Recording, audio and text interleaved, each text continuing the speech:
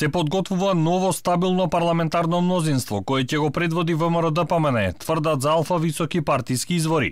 Неофицијално најголемата опозицијска партија веќе има на располагање доволен број пратеници за превласт во парламентот, односно 61, но во тек се преговори со уште неколку народни избраници. За мнозинството да биде поголемо за уште четворица и во ниту еден момент да не се доведе во прашање неговото опстојување и функционирањето на законодавниот дом.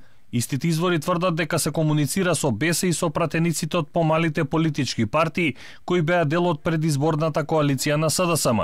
Ваков развој на настаните го отвара патот за уривање на владата на Заев и предвремени парламентарни избори.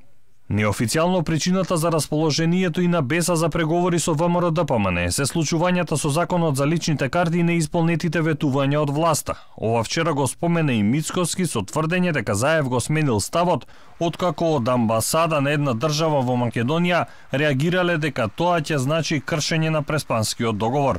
Според Мицкоски не може да се очекува оние со кои се разговара сами да излезат во јавност, бидејќи може да бидат под притисок на власта.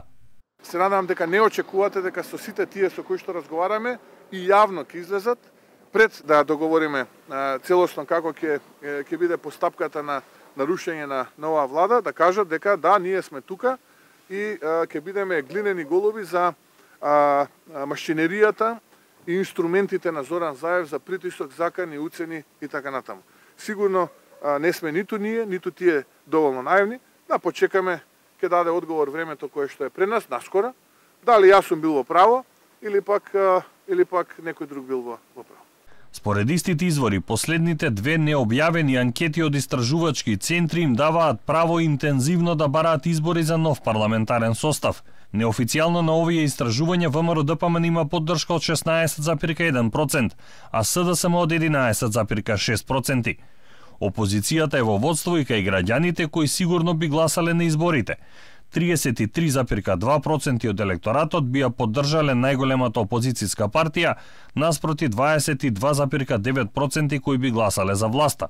Сепак за околу 1% според овие анкети, рейтингот на Заев е повисок од оној на Мицкоски. 55% од граѓаните сметаат дека државата оди во погрешна насока, а 29% дека се движи во правилна насока.